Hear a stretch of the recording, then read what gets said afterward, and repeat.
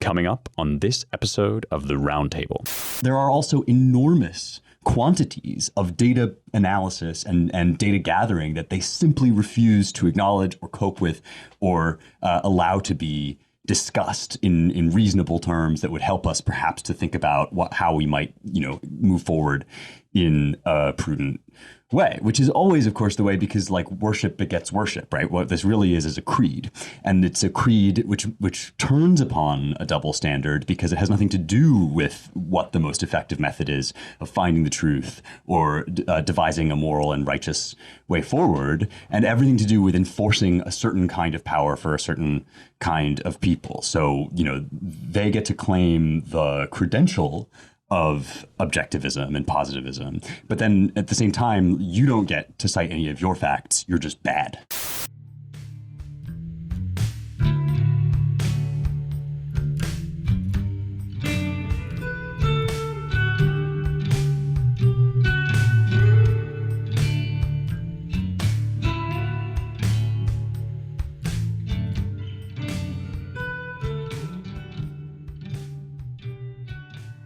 Welcome, everyone, once again to the Roundtable, the Publishers and Editors podcast, here at the American Mind of the Claremont Institute. I'm your host, back from an absence during some of our fellowships, Ryan Williams, president of the Claremont Institute, publisher of the Claremont Review of Books and the American Mind, joined by Seth Barron, managing editor of the American Mind, Spencer Clavin, features editor of the American Mind and associate editor of the Claremont Review of Books, and James Pullis, executive editor of the American Mind. I know last week we discussed Afghanistan just a bit and this sort of rolling debacle that Senile Joe has given us. I will state for the record that there's some truth to the notion that this was going to be a debacle or somewhat of an emergency no matter what, but Biden once again has delivered on his rare ability to really cock things up. Just one anecdote that I remember from Claremont lore. The dearly departed Michael Ullman, who worked in and around the Senate and the Reagan White House, used to say of Biden, back then it would have been, he's got 30 years of experience in Congress. And Ullman's quip was always, he's been there for 30 years, but his experience resets every year. That's I think that's been proven by his conduct in recent months with this withdrawal. Anyway, I wanted to talk a little bit about the refugee problem, but first I just wanted to open with, if you all haven't read it, it's a fun read. It's not as long as it looks because there's a bunch of charts in it, but friend of Claremont, Richard Hanania, gadfly on Twitter to all sorts, right and left, has this piece from his Substack called Tetlock and the Taliban. Phil Tetlock is an academic who at one point, not in the not too distant past, wrote a book, I think it was a book, basically examining the disparities in predictive validity between experts and just sort of intelligent lay people, and discovered that it's basically a coin flip as to who's better. So Richard riffs off of this in the context of Afghanistan. I just want to read a few opening funny paragraphs and then his closing. Imagine that the U.S. was competing in a space race with some third world country, say Zambia, for whatever reason. Americans, of course, would have orders of magnitude more money to throw at the problem and the most respected aerospace engineers in the world, with degrees from the best universities and publications in the top journals. Zambia would have none of this. What should our reaction be if, after a decade, Zambia had made more progress? Obviously, it would call into question the entire field of aerospace engineering. What good were all those Google Scholar pages filled with thousands of citations, all the knowledge gained from our labs and universities, if Western science gets outcompeted by the third world? For all that has been said about Afghanistan, no one has noticed that this is precisely what just happened to political science. The American-led coalition had countless experts with backgrounds pertaining to every part of the mission on their side. People who had done their dissertations on topics like state building, terrorism, military-civilian relations, and gender in the military. General David Petraeus, who helped sell Obama on the troop surge that made everything in Afghanistan worse, earned a PhD from Princeton and was supposedly an expert in counterinsurgency theory. Ashraf Ghani, the just deposed president of the country, has a PhD in anthropology from Columbia and is the co-author of a book literally called Fixing Failed States. This was his territory. It's as if Werner von Braun had been given all the resources in the world to run a space program and had been beaten to the moon by an African witch doctor. And then Richard's conclusion at the end of the piece, he goes through a few other things where we've had this explosion of expertise, and yet things are demonstrably worse over the past recent decades, namely in criminology and psychology. We've got tons of psychologists, mental health declining. We've got tons of criminologists, and we're kind of back to 1960s level of murder rate. This is how Richard concludes. The failure in Afghanistan was mind-boggling. Perhaps never in the history of warfare had there been such a resource disparity between two sides, and the U.S.-backed government couldn't even last through the end of the American withdrawal. One can choose to understand this failure through a broad or narrow lens. Does it only tell us something about one particular war, or is it a larger indictment of American foreign policy? The main argument of this essay is we're not thinking big enough. The American loss should be seen as a complete discrediting of the academic understanding of expertise, with its reliance on narrowly focused peer-reviewed publications and subject matter knowledge as the way to understand the world. Although I don't develop the argument here, I think I could make the case that expertise isn't just fake, it actually makes you worse off because it gives you a higher level of certainty in your own wishful thinking. The Taliban probably did better by focusing their intellectual energies on interpreting the Holy Quran and taking a pragmatic approach to how they fought the war, rather than proceeding with a prepackaged theory of how to engage in nation building, which for the West conveniently involved importing its own institutions.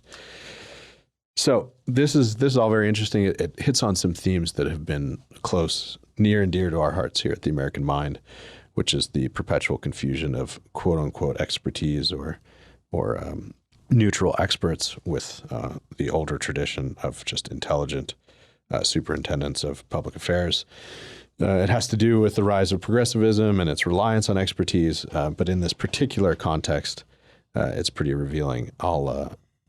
I wanted to talk about refugees, and I'll do that in a minute, but isn't this, among other things, a repeated just root and branch repudiation, despite their protestations or deflections of neoconservative foreign policy, I would say, and it's sort of ironic given the history of neoconservatism in America being a critique with statistical rigor of the Great Society 40 or 50 years ago. I mean, it's amazing how this has come full circle. Yeah, I mean, it's exactly the same thing that happened in Vietnam, right? I mean, right. Then you had McNamara and Westmoreland, these massive efficiency experts, these guys who knew tactics and logistics backwards and forwards, the Rand Corporation. I mean, you had this rule by experts, this is going back 60 years. And it was a total disaster, and it was noted to be a disaster and an utter failure of expertise.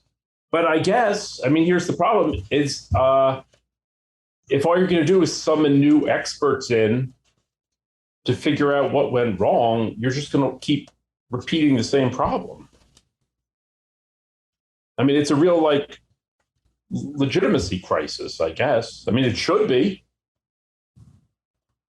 Well, this is something that I've seen Hananiah point out elsewhere, and I will tease that he's got a great piece coming up for us in the Claremont Review of Books that, the peer review process basically has no external check. Once you form this little epistemological bubble where, the premises of the discipline are flawed, and the people who are proceeding from those premises don't have any kind of consequences for failing, it's really, really hard to deprive those people of their merit, or their so-called merit and prestige, right?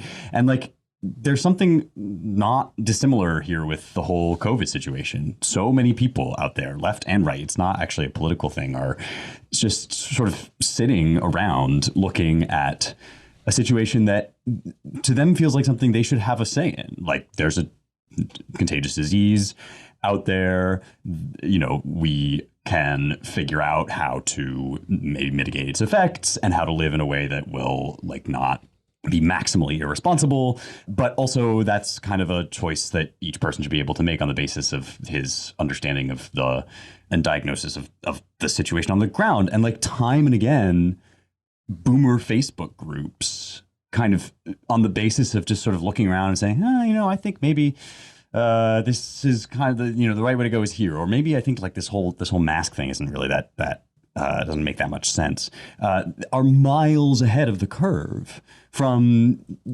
expert organizations which pound their fists on the tables and declare that like the thing that they have decided today is the thing that you must believe or else you're a science denier. I mean, I was listening to a staggering interview on The Economist of all places yesterday it was called How to Talk to a Science Denier. In which there was no acknowledgement of the fact that like the CDC has reversed course on 5 different things 10 different times. And the same thing is true, Seth, with what you're saying, like, the fact that the military industrial complex has like failed and failed. And there's a kind of analogous form of outrage that protects them from critique. And that is, how dare you criticize men in uniform, right? This like, sacred thing that we're wearing these badges and therefore you can't talk about us in any sort of negative way. Like it's really, really hard to break that except to just like stop having any kind of regard for the credentialing systems that make these people untouchable. Well, yeah, I mean, this is what was meant by spreading democracy, by democratizing other countries. Naive Americans could think, we're trying to bring the blessings of liberty to, benighted populations around the world. And in many cases, that's how it was sold. But what was really meant was we're going to go into these other countries and we're going to create what we have here, which is an administrative apparatus staffed by a permanently expanding class of credentialed insiders.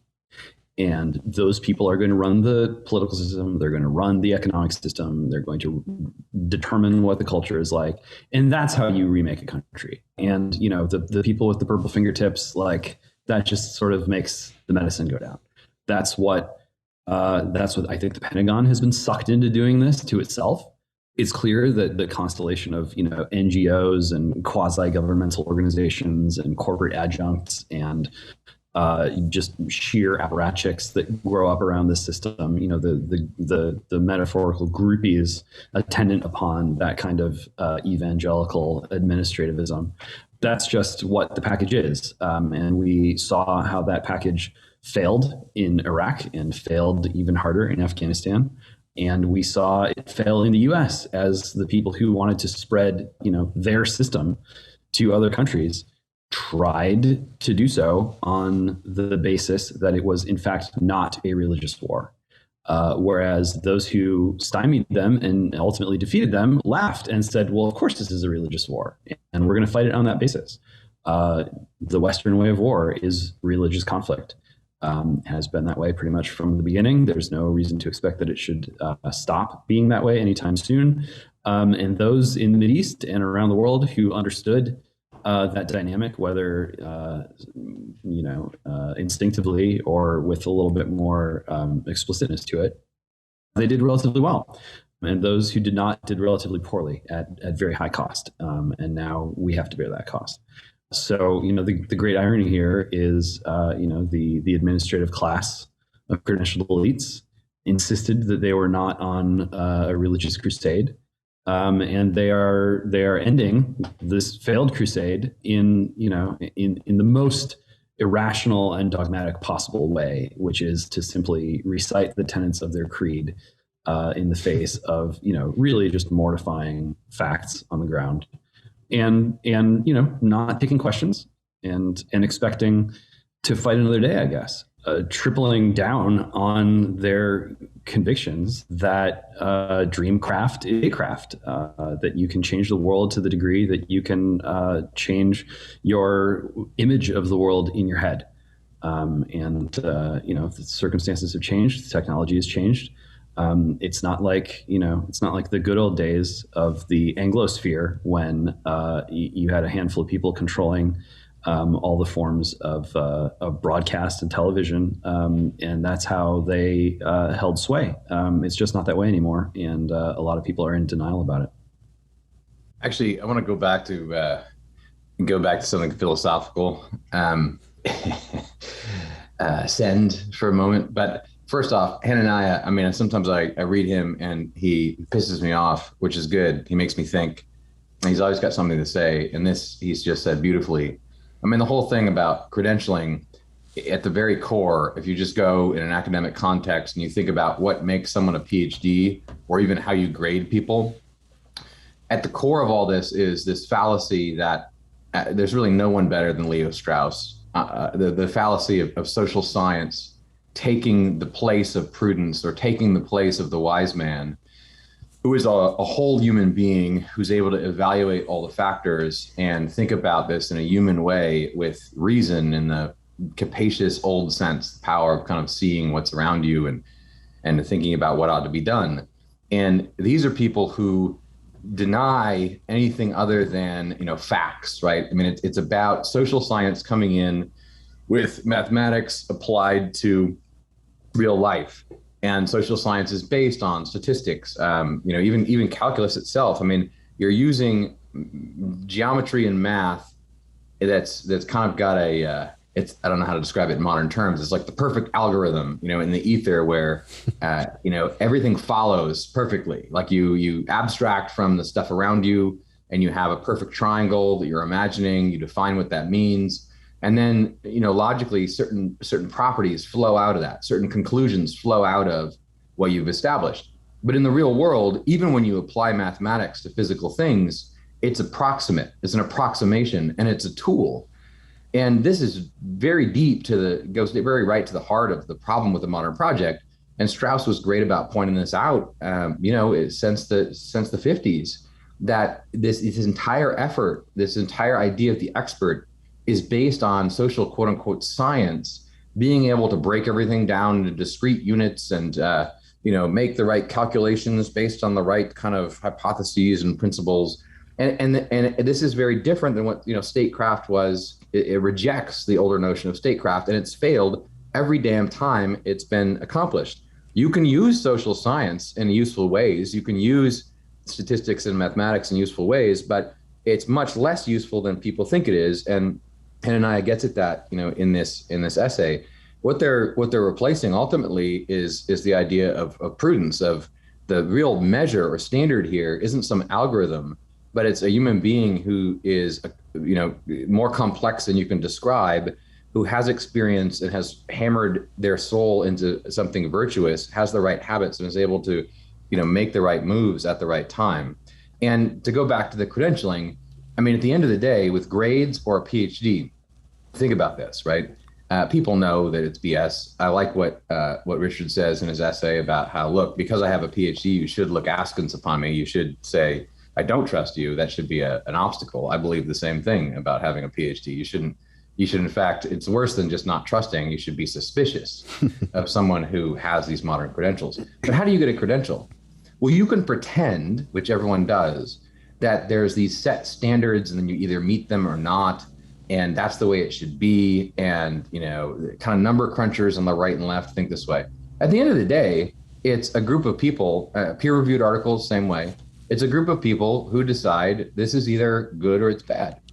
And grades are like this too, by the way. If you start grading papers, you realize very quickly it's more complicated than you thought. There's no, you can, for instance, you'll have a student who didn't complete some assignments or was late to class, right? But on the other hand, understood some of the more complex topics better than someone else. And the other person checked all the boxes, but doesn't understand it that much better. Any mathematical equation you apply to that is rough, right? It doesn't quite work. At the end of the day, you should be, if you're in academia, you should be being paid for your judgment as to where this stands. And to make it into a science in the way these guys mean it is crazy. Now take that same principle, right?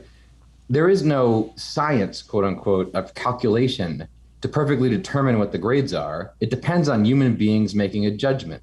There is no science and perfect calculation of experts where everything's all set in neat orders with rules to determine which article should be peer reviewed. It's a judgment of human beings. There is no science to perfectly calculate who should get a PhD and who shouldn't, and whether the dissertation passed muster. There's the judgment of human beings. Now apply that to war. And that's where we're at. Yeah. And apply it to war. This is not an original point, but it's worth just reminding our listeners and ourselves. Apply it to war that's making a lot of people really wealthy, including a lot of former military brass, who conduct their quasi forever wars and conclude them, or they maybe, if they're lucky, they get out before they conclude an abject failure. They play the game throughout the whole thing. They measure the wrong things. While overlooking some pretty atrocious things in Afghanistan, like child rape, because that would get in the way of our metrics of success and would be culturally insensitive to make too big a deal out of it, et cetera, et cetera. And then these people go on to boards and wealthy post military careers. So that's worth mentioning as well. I wanted to bring this to this refugee question now. So these same people with all these same problems, relying on all these academic, credentialed folks who, as Matt has eloquently put it, and as Richard outlined here, are basically a coin toss away from being right or wrong compared to non-credentialed, normal, intelligent laymen. Take all that as it is, and take the kind of neocon obsession with our conflicts in the Middle East and their perpetual inability to say of them anything other than, we just need to stay the course. Why not 50 years? Why not 100? This is just the burden of leadership, et cetera, et cetera. Now they're arguing, Bill Kristol and many others, and even some non-neocons who are just on the conventional right, that of course we must take all of the folks we worked with on the ground in Afghanistan, all of the translators and this extended network of people, their families, and bring them all to the United States, as we've been doing. It tailed off a couple years ago, but as we were doing with a bunch of Iraqi nationals as well. And the notion that for reasons of cultural distance or habits or even religious views that may be incompatible with liberal democracy, to bring up any of that is, of course, to be immediately labeled a racist. Ms. Bernard has this excellent piece in the National Interest, which I commend to everyone. It's called, "I've worked with refugees for decades. Europe's Afghan crime wave is mind-boggling." She's talking about Europe. Yeah, of course, I just said Europe's Afghan crime wave. Duh. But she says the following. I just wanted to read this. The problem is stated here, and then she has an explanation for the source of that problem, which is worth pondering as we seem poised to import 70, 80, 90,000 immigrants from Afghanistan. But there was one development that had not been expected and was not tolerable: the large and growing incidence of sexual assaults committed by refugees against local women. These were not of the cultural misunderstanding date rape sort, but were vicious, no preamble attacks on random girls and women, often committed by gangs or packs of young men. At first, the incidents were downplayed or hushed up. No one wanted to provide the right wing with fodder for nationalist agitation, and the hope was that these were isolated instances caused by a small problem group of outliers. As the incidents increased, and because many of them took place in public, or because the public became involved either in stopping the attack or in aiding the victim afterwards, and because the courts began issuing sentences as the cases came to trial, the matter could no longer be swept under the carpet of political correctness. And with the official acknowledgement and public reporting, a weird and puzzling footnote emerged. Most of the assaults were being committed by refugees of one particular nationality, by Afghans. Then many pages later, so there, she says, well, what could be the causes of this? Here are some that are advanced. First, they're drunk when it happens, and she disabuses you of that being a prime cause, or it's just cultural clash or something like that. And she progresses her way to this. This brings us to a third, more compelling and quite disturbing theory, the one that my Afghan friend, the court translator, puts forward. On the basis of his hundreds of interactions with these young men in his professional capacity over the past several years, he believes to have discovered that they are motivated by a deep and abiding contempt for Western civilization. To them, Europeans are the enemy, and their women are legitimate spoils, as are all the other things that one can take from them: housing, money, passports. Their laws don't matter, their culture is uninteresting, and ultimately their civilization is going to fall anyway to the horde of which one is the spearhead. No need to assimilate or work hard or try to build a decent life here for yourself. These Europeans are too soft to seriously punish you for a transgression, and their days are numbered. And it's not just the sex crimes, my friend notes. Those may agitate public sentiment the most, but the deliberate, insidious abuse of the welfare system is just as consequential. Afghan refugees, he says, have a particular proclivity to play the system, to lie about their age, to lie about their circumstances, to pretend to be younger, to be handicapped, to belong to an ethnic minority, when even the tired eye of an Austrian judge can distinguish the delicate features of a Hazara from those of a Pashtun. I see his point. In the course of my research, I encountered 30-year-olds with family in Austria who were passing themselves off as unaccompanied minors. I met people misrepresenting an old traffic injury as proof that they had been tortured. I learned of an Afghan family that had emigrated to Hungary 2 decades ago. The children were born there and attended Hungarian schools. When the refugee crisis erupted, enticed by news of all the associated benefits, this family decided to take on a new identity and make their way to Sweden on the pretense of being brand new refugees. Claiming to have lost their papers during their quote-unquote flight, they registered under new assumed names and reduced the ages of their children. The mother declared herself a widow, now ensconced in comfortable free housing along with their hale, hearty, and very much alive father, whom they pass off as an uncle. With a monthly welfare check, they are smug parasites, leeching off the gullibility of Sweden's taxpayers. And then we'll just conclude this final paragraph. Western legal systems are meticulous and procedural, operate on the basis of rules and rights and forms and documents, and consider you innocent until proven guilty. It didn't take the refugees long to figure out how to leverage this to their advantage. They'll stand right there, balding, gray at the temples, and insist that they're 18, an exasperated Austrian prosecutor told me, having lost their documents. Lost in scare quotes.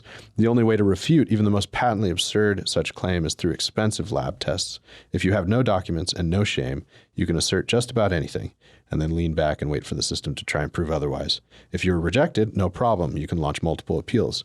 Once you've set foot in Europe, it will be almost impossible to get rid of you. Indeed, you can literally commit murder.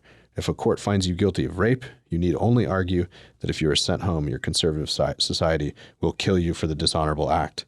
Then you can't be shipped out because EU law forbids extradition if doing so puts the individual's life at risk. And murderers cannot be sent back to countries that have the death penalty or a judicial system known to be harsh. So this is, it's not a perfect analog to America, Europe's system. Ours is a little more, I think, rational and reasonable, but we've been trending in their direction for a long time, and you can bet most of the money you have that all the NGOs and nonprofits and the constellation of foundations, et cetera, advocating for such folks as mere harmless refugees in America will gum up this process as well.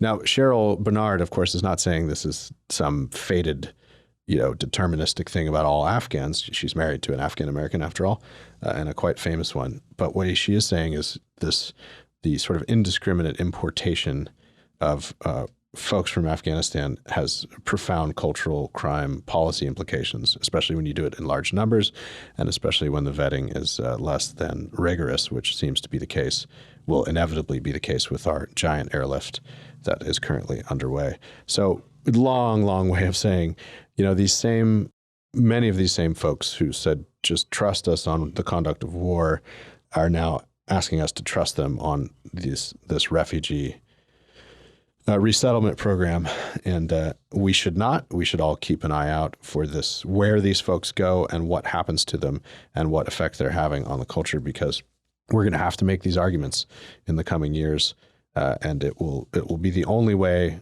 that we can conduct rationally any sort of intervention like this in the future, be it military or humanitarian. I mean, these sort of cultural gaps and these civilizational gaps and religious gaps have to be part of the conversation about refugees, immigration, et cetera. And you just have to be prepared to be called a racist and marshal facts on your side. So anyway, the Bernard piece is remarkable.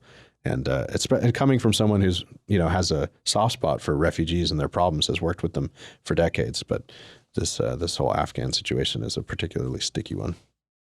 I mean, I would say good luck to trying to work this into the conversation. I mean, I remember when Hillary Clinton was running for president, I mean, she all but promised that she was going to bring in 500,000 Syrians. Yeah. that this was somehow like the urgent need. I mean, it's almost as though as soon as Afghanistan collapsed, everybody was rushing to demand that we start importing refugees, even before the scale of the crisis was clear. I mean, this is like what Steve Saylor has termed the invade the world, invite the world strategy, where, the neoconservatives get to, impose this imperial project on the world. And the left wing of America gets to, just bring in millions and millions of non-whites, for whatever their grand project to remake America is. And, it's funny because all of these, I've read a bunch of accounts of people like, at the gates at the airport saying, please let me out. I just want to go to France or Canada or America. Like, it's not like anyone saying, yes, let me go to Sudan or Tajikistan or like any nearby country. Like, how about Pakistan or, Uzbekistan? If you're worried about the Taliban, then it seems like you could just go to one of those places with your co-ethnics. It's always about going to Northern Europe or the Anglosphere. No, it's perverse. And Ryan, I mean, I think it would be great if we could work this into the conversation, but I mean, just try. I mean, you will be not just shut down as a racist, but I mean, you hear politicians say, these are the real Americans. These are going to be the best Americans ever because they're going to be converts to our way of life. They're going to embrace it. And you you always hear people say, let's exchange all the Afghans for anti-vaxxers, this type of thing. So it's just going to be it's a rolling disaster. The best thing about it is that they're landlocked. So we're not going to have to go and pick them up as boat people. I mean, I don't want to sound harsh, but I mean, well, it's a really interesting counterpoint, Seth, what you're saying to what Matt was just describing, which was the kind of like formula worship, right, of social science and political science, where the wise man and wisdom and reason gets replaced by positivism and the equation, and you can't hold any belief that is manifestly commonsensical if you don't have a study to back it up, if you don't have the data, if you don't have facts, right? Ryan just read us at length from a really granular analysis backed by extensive research and reporting, right, about the numbers on Afghani immigrants, right, and it has nothing to do with animus, as he pointed out, and has no implications for the author's feelings about any individual person from Afghanistan, or even about any particular case of somebody who helped us in the effort over there, and yet that reporting, that analysis will be tarred with every possible conceivable slur, and then we'll be told that it's you can't talk about it, that it's wrong, that it's evil to think about, to mention. I mean, another Steve Saylor ism, right, is the high crime of noticing things, and that's what's going to happen now. To your point, Seth, and it gives the lie to the rhetoric of positivism that this class also wields at the same time, right, in the same breath as they portray themselves as like the coldly rational ones. There are also enormous quantities of data analysis and data gathering that they simply refuse to acknowledge or cope with or allow to be discussed in reasonable terms that would help us perhaps to think about how we might move forward in a prudent way, which is always, of course, the way, because like worship begets worship, right? What this really is a creed, and it's a creed which turns upon a double standard because it has nothing to do with what the most effective method is of finding the truth or devising a moral and righteous way forward, and everything to do with enforcing a certain kind of power for a certain kind of people. So, they get to claim the credential of objectivism and positivism, but then at the same time, you don't get to cite any of your facts. You're just bad. Yeah, there was a time when select refugees from certain countries might come to the US and over the course of a couple generations become sort of garden variety Americans. And, maybe even over time, like their children would become increasingly conservative as the families prospered and they put down roots and they had neighborhoods and kids and joined school boards and on, started businesses, whatever. But today, whose way of life are imported foreigners likely to be processed through? Not the garden variety American way of life, the same sort of administrative, bureaucratic, woke social credit system that our ruling factions are trying to busily process as many Americans through as they can. People who hate their fathers, people who are dependent on corporations for their fulfilling the bare essentials of life. People who, are buried in debt and have nothing to show for it but a master's degree in some BS subquadrant of educational studies that lands them a job as a barista.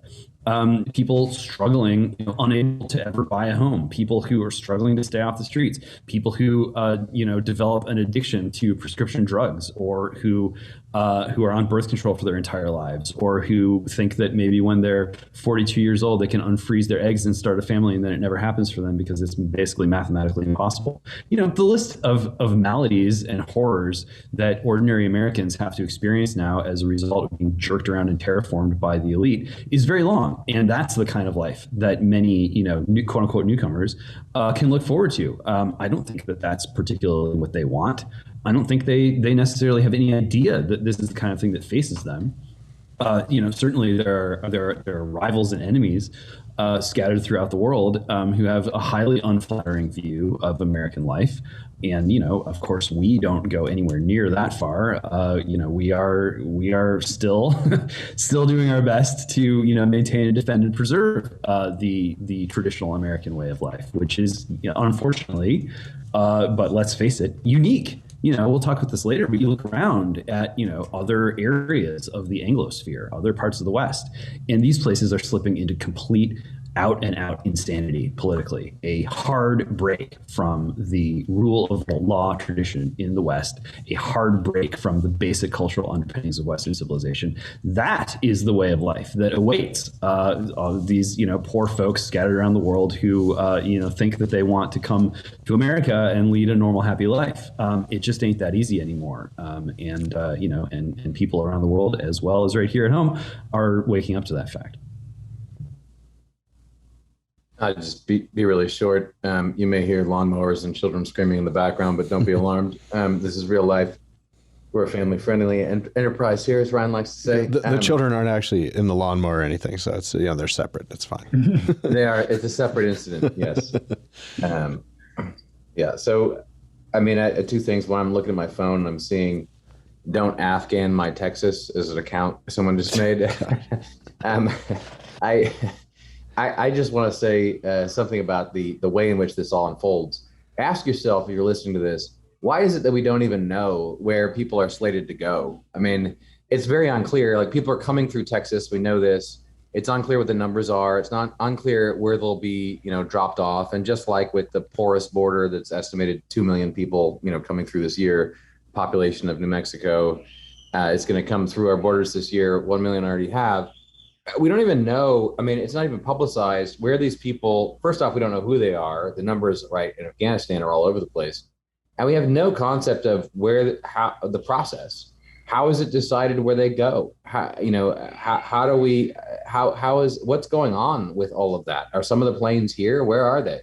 We know that some of them are going to come through Texas, but they deliberately hide this sort of thing so that you can't even make a particular kind of protest or particular political action, can't take place. And that's something that just practically we have to change. We have to demand answers. You can't just be flying people at night, whether they're from the coming across the border with Mexico or coming from Afghanistan, and dropping them off, and then have, midwits spouting platitudes about how it's so great that we're bringing people into the country. And I think one of the things that focuses the American mind, no pun intended, quite wonderfully, is if they know, right, these people from this place are coming to, this place in America at such and such a time, that makes it real and it's not just abstract. And it's shameful that we don't have that information. But the point is that it's none of our business. Right. I feel like, that's the way they've been doing this for decades, moving people into Lewiston, Maine, or Minnesota, or wherever. It's literally considered not the business of the people of the country. So, to me, it seems like this is like the cherry on top for them. This is what the regime, this is almost the whole point of the whole exercise, is just to bring in as many people as possible. And it doesn't matter if they can't acclimate, because if they can't acclimate, well, that's your fault. Why aren't you being welcoming? Why are you so racist? Look at all of the problems. Look, this proves the systemic racism of American society, that like Pashtun, tribesmen are having trouble adjusting to American life. It's so perverse and so insane that it's a wonder that it can keep going on. I don't know. Sorry, I'm just like baffled by it, but it's really crazy. No, you're absolutely correct. And we have to say too, actually, we should just throw in real quick.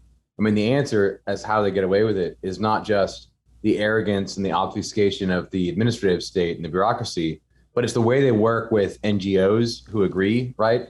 In these secret ways where, I'm Catholic, try to practice. I'm a bad Catholic, but I try.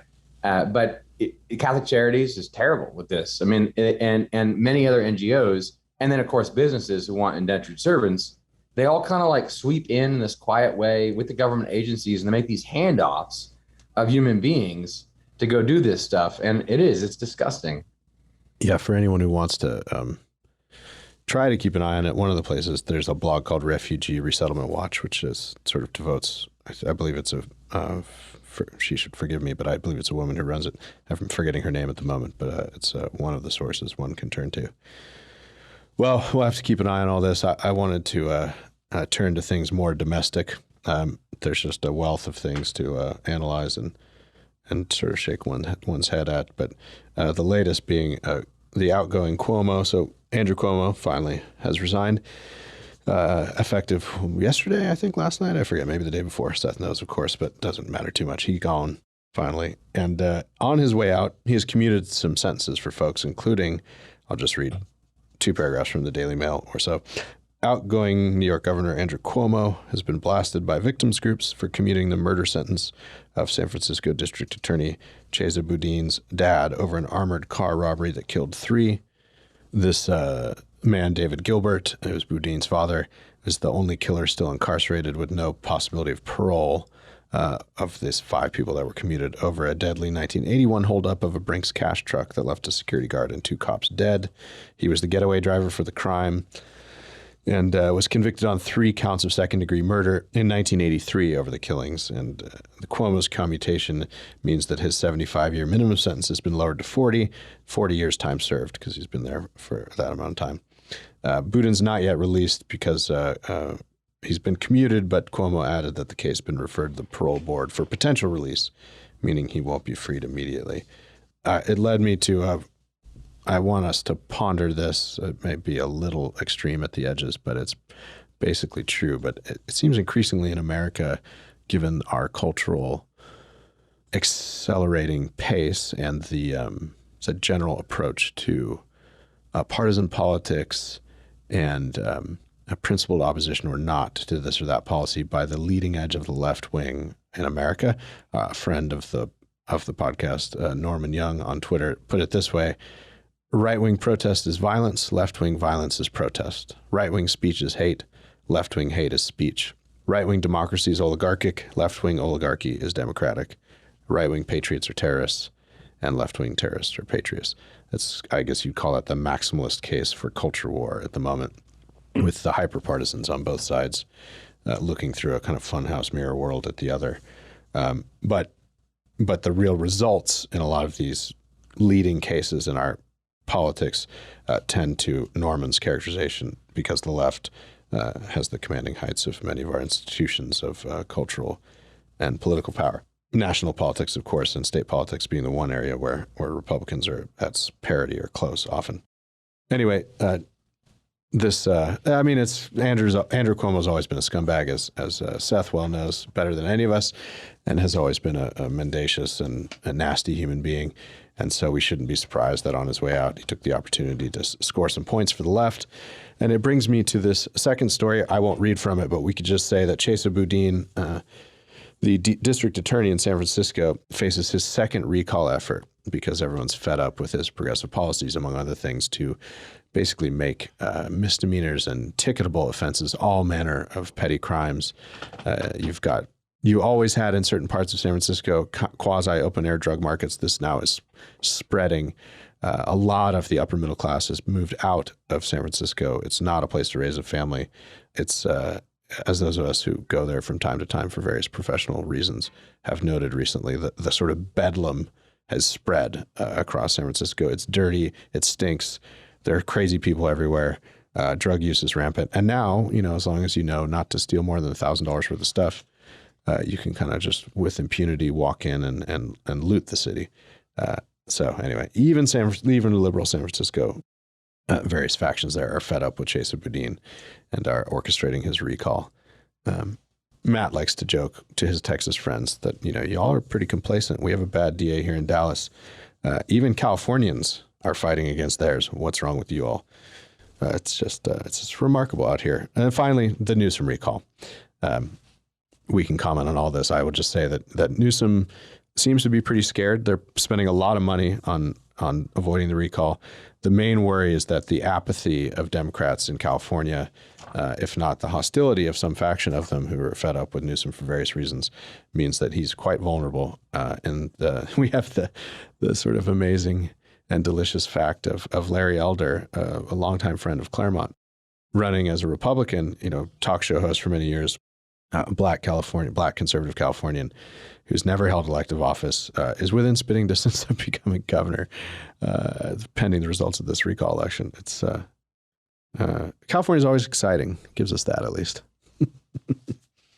Just as a little footnote to the whole Cuomo commutation story. Yeah.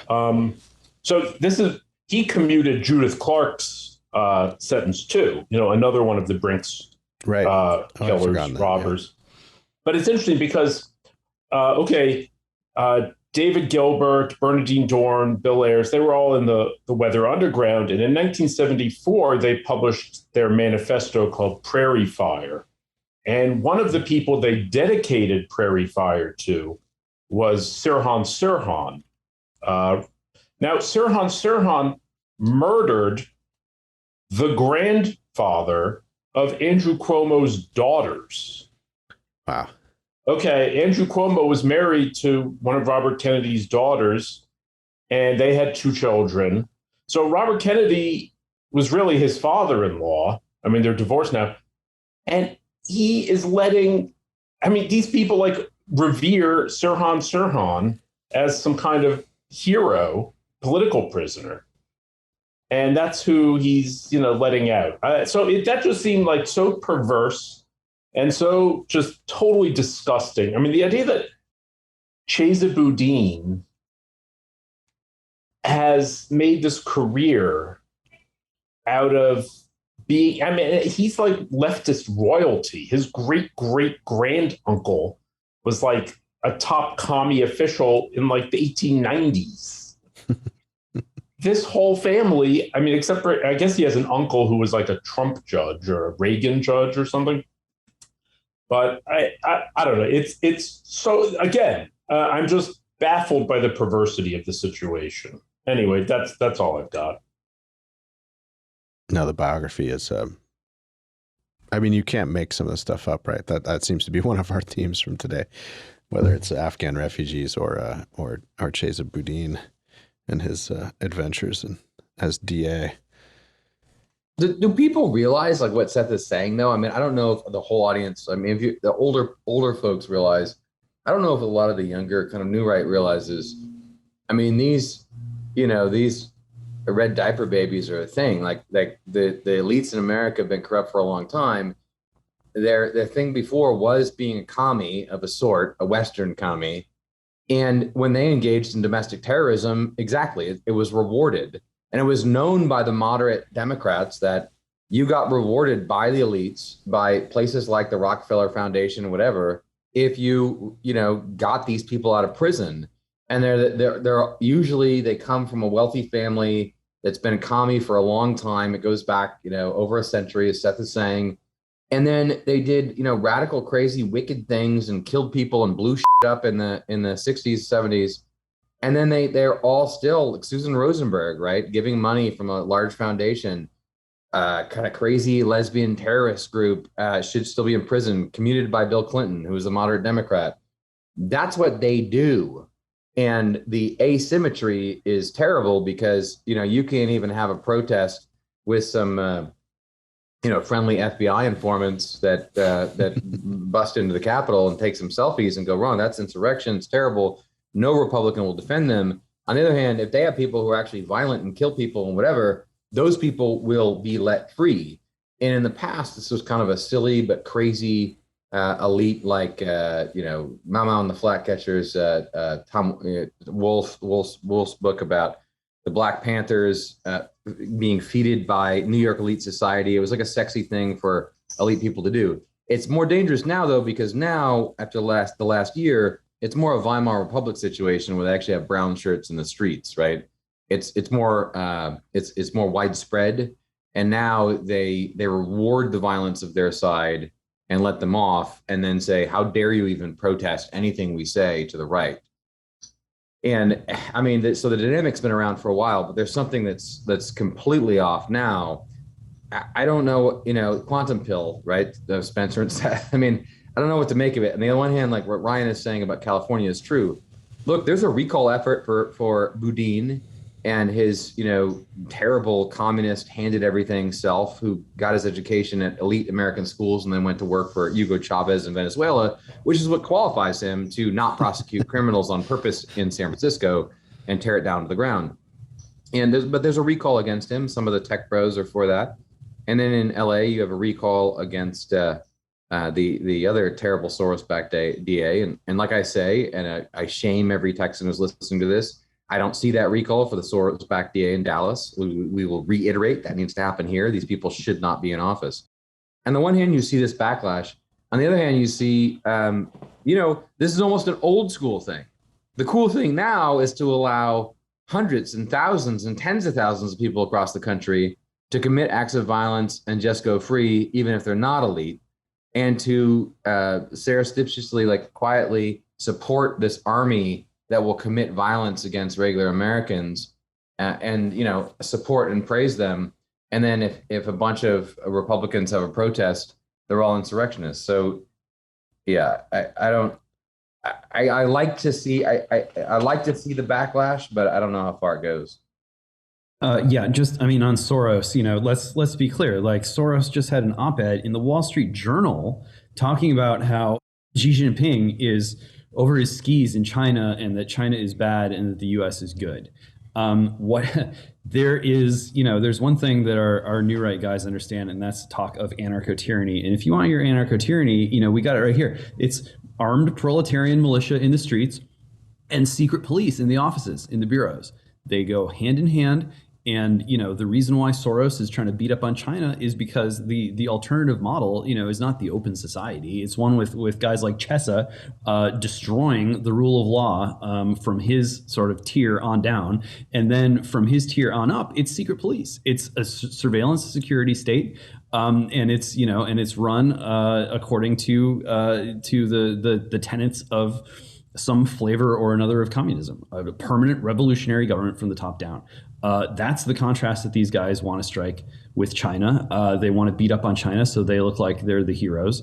And if you want to see, what their idea of heroism looks like, Soros, it goes from crashing the British pound and making yourself into a gazillionaire and using that wealth to overthrow, governments from the local level on up.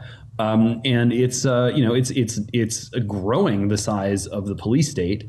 It's just elevating it up to the very top of the food chain, wiping out the middle, and making sure that you have a hugely powerful proletarian substratum that can knock heads and tear down your opposition wherever they're to be found. I mean, this is the way that communism has worked from the beginning, and it's not going to stop anytime soon.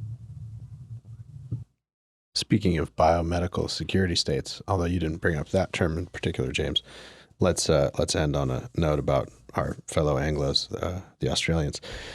I will just put a bow on all that we discussed with the recall and everything. Just one last piece. If no one has seen it, we don't need to discuss it. It's too dumb, really, to be discussed, but worth a perusal from folks. I think a measure of the left's worry about Larry Elder is displayed in the LA Times' sort of relentless coverage over the last few weeks, trying to bring him down, including this laughable op-ed by Erica Smith, not a very bright woman. And the title says it all. Avid listeners of The American Mind know the contents of this piece without even having to read it. And it's Larry Elder is the black face of white supremacy. You've been warned. That was from last week. So let's finish with the Aussies. Clips have been making their way around Twitter and I'm sure onto the nightly opinion shows occasionally too. This kind of weird phenomenon of our fellow Anglos down in, well, they're not all Anglos. We can be more broad-minded than that. But our fellow Anglosphere citizens in Australia of various ethnicities, who you've got this kind of police chief type scolding his fellow citizens. Not all of them, most of them act quite well, but scolding folks for leaving the 5-kilometer perimeter of their house without a justifiable reason. We have for the better part of a year now in Australia. I believe this has more or less been an unbroken trend. You need to apply for an exit visa to leave your country if you're a citizen of Australia. One anecdote in particular. Some guy who does a lot of international travel and has family members abroad, wanted to go see his dying mother and was basically denied a visa by Australia to leave his own country. Or if he left, he couldn't really be sure he could get back in for the foreseeable future. Australia seems to be treating COVID as if it's Ebola and is on the threshold of killing a third of the population or something. It's just really amazing. And for as bad and scattershot as America has been, especially in blue states, compared to the Anglosphere, the UK, Australia, New Zealand's even more nuts. We're treating this kind of rationally, which is a remarkable thing to say. Well, I mean, I still have pals that are back in the Anglosphere, and it is right. it really is as bad as the footage makes it out to be. I think they only just in Australia walked back their COVID-0 policy, which was like, even in America, at least vocally, outright, you could never possibly say that what you were aiming for was zero COVID cases. I mean, that was something that, like, it's been implicit in a lot of the garbage that's come out of our blue state leaders. But as an actual policy, it's like completely insane. It's like saying we're aiming for like a zero, I don't know, a zero XY chromosome policy or something. Like, you just have to, it's never, ever going to happen, except through like these insane measures, which include just these, they're described as like short, sharp lockdowns. So, you get one case and then they just like contact trace every person that has been even remotely associated with the case, and the like entire region is locked down to the point of like you will get stopped. There's a football player who was stopped for like driving to see a friend, and then stopped on the way back for driving back. Yeah. And this stuff, is, I laugh about it, but the stuff that's coming out over social media, even clips that are taken out of context, you look at things as like there's literally no context that would make this okay. And then when you do watch the sort of longer news clips, it's truly about, the worst elements are going out of their house. And these people, they simply, they've just decided that their freedom is more important than your health. And as people have been saying, like, this is what happens when you give the government your guns. I mean, Australians were always like my best friends in the UK. For some reason, I always ended up hanging out with Australians. They're great folks, but like also they are in this kind of, I mean, in smaller countries, I guess, like with a more ostensible national unity than the U.S., there is this way in which like the government can kind of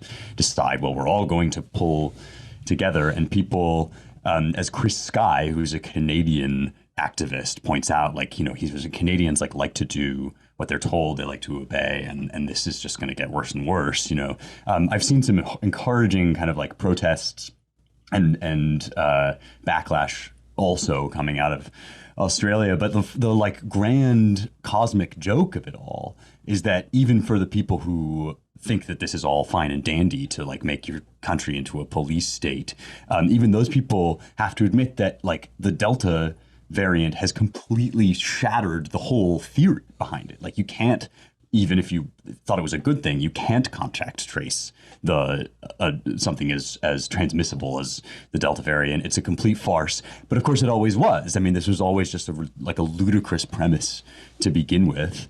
And yeah, I don't know, like how to describe it except as a cautionary tale and as the thing, a kind of outright explicit version of the thing that our ruling class would love to install. They just can't quite rhetorically make it work without dissimulating and making up all these things and like pretending that things are, that the data shows things that are different than they actually show and that they want things that are different than they say. Well, look, what I'm about to say definitely falls under the category of hashtag not all English-speaking peoples, but just the trajectory of the regimes in the English-speaking world. New Zealand is already being peeled off by China. Australia is violating the most basic rights of Englishmen for thousands of years. Canada is a basket case, just taking children away from parents for the most primally offensive reasons. Britain's in terrible shape. These countries are ailing, and they are culturally and politically sick.